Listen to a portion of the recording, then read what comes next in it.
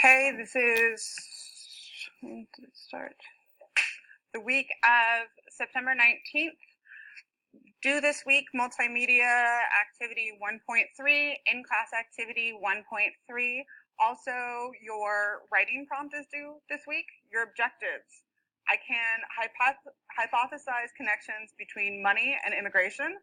I can analyze a narrative so that I can understand the influence money has on politics. I can write my own narrative later on in this unit. I know I'm successful when I can create a connection between money and immigration and identify the essential elements of a narrative. So now we'll be going over the content in Satori. This week you had an infographic about, let's see if we can clear that up, nope. An infographic about the immigration of millionaires to the US. Does the amount of money you make a difference in the impact it has on the country? An article about the different companies benefiting from these immigration camps. What? Companies are making money off keeping kids in cages? That's crazy, right? A website that is a collection of immigration stories. What are the essential elements that every narrative must have? And last, you'll watch a video about an art installation that had a focus on bringing attention to immigration. So for the first one, this map shows the influx of millionaires to the United States. What are 3 ways you think millionaire immigration could affect the United States environment, economy, and society? Also include 1 reason for the effect based on your thoughts and connections to life experiences. So what I really liked about this one is some people went really deep on this. We had a couple of them that was, I'm going to read Liza's. Liza had a really great one. So get down to Liza. So she talks about the gentrification in the mission. San Francisco is a perfect example of, let me make the connection first. Millionaire immigration is affecting the US because they're causing gentrification everywhere. San Francisco is a perfect example of gentrification and changes in the economy. The mission was once a cultured place for mostly Latinos, and throughout the years I've seen how it went from small family-owned businesses to big buildings that clearly don't belong there. So she's also making the connection between small businesses, family-run, and corporate. And also, as per his usual, did the opposite, which is fine of what everybody else said. I love that we always have this other narrative. So he says, and it's actually related to Lisa's, the positive is it's bringing businesses in. And when you bring business in, it brings people in, and that's what causes gentrification. So I think it would be interesting for Liza and Ian to talk about, well, why couldn't they hire the people who already live there? Is business coming in bad, or is it the people you're hiring and bringing people in instead of creating like career to work programs in high schools? So they both had really interesting takes on the effects of millionaires.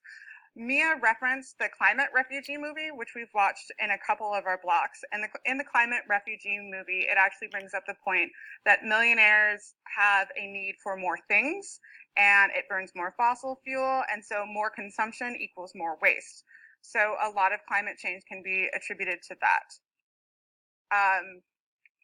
Where was it? There was also a couple more. Ishmael's. I couldn't have worded it better if I did it myself. I actually didn't think about this.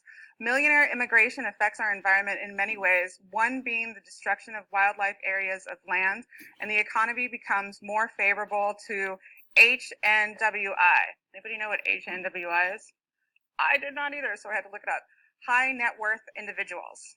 Society is negatively impacted due to the prices raised of everyday items. One connection he can make in his life is a gallon of milk used to cost about $3, but now it can cost for $5.9. So that was a connection he made to his everyday life, as well as how billionaires can affect society. So well done, kids. You guys took it in all different directions and well-formed ideas. So this was an article about the companies that are benefiting from the concentration camps. Do you think that companies making money off immigrant detention centers can influence public policy? Meaning, can private business have an influence on public policy? Why or why not? And the last question was, do you think people would still support these companies if they knew they were profiting from this? So, did you catch my spelling mistake in there? I forgot a T. Okay, so most of you thought it was wrong that immigrant detention centers, that companies could make money off this. But a vast majority also of you felt that people don't really care. So if it doesn't directly impact their lives, they're going to keep buying it. There was another interesting point that companies can influence. They can also form alliances. So somebody was talking about, they actually said it's not the individual that matters because these companies have direct contracts with the government. So even if people stop buying them, they're getting kickbacks because they've formed an alliance, as somebody brought up, with governments. So it's good that you guys are seeing these connections, because I think all of you did have in common that money does matter. Whether or not you care about it or you don't care about it, it does have an effect on here. Companies do what consumers want. So that's a very different thing. Okay, what if consumers want these detention centers to go away? That goes against the point another student made, that it doesn't really matter because it's government controlled. So there was a lot of different points of view on here. If the company, this is an awesome idea for a whole project in itself and touches on something way greater than immigration. If a company offers you low prices, you may not care where it's coming from. That's a huge thing that's going on right now, right? We have tariffs that are going on with China that are going to affect our goods, and politics does affect the cost of everyday items.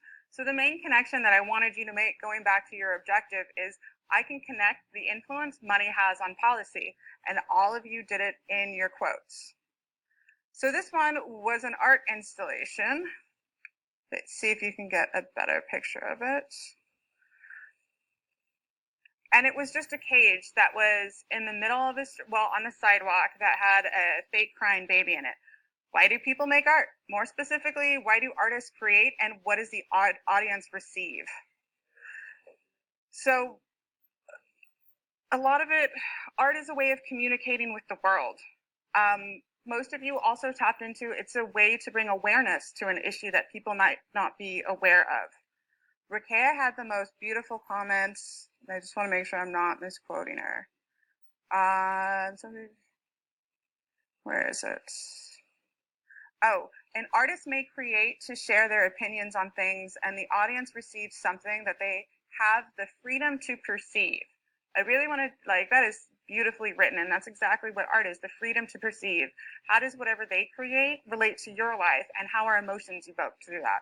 So again, nice job with that. And lastly, we have Immigrant Stories. This was a great website that you could choose from any of these people. And the purpose of this activity was you were going to write the name, location, problem, outcome, and then link the story there. As you can see in our narrative organizer, that's beginning to be your format for your narrative. What's the beginning, what's the middle, what's the end, and what's the outcome? So this was really nice. If you guys are ever done with these, you should see what your fellow students write. There's people picked immigrants from all over the place, what their problem was, what their outcome was. And as you can see from all the different countries named, when we talk about immigration in the US right now, we're making it a very much Latin America, Latino issue. And this shows the variety of countries that people are coming from.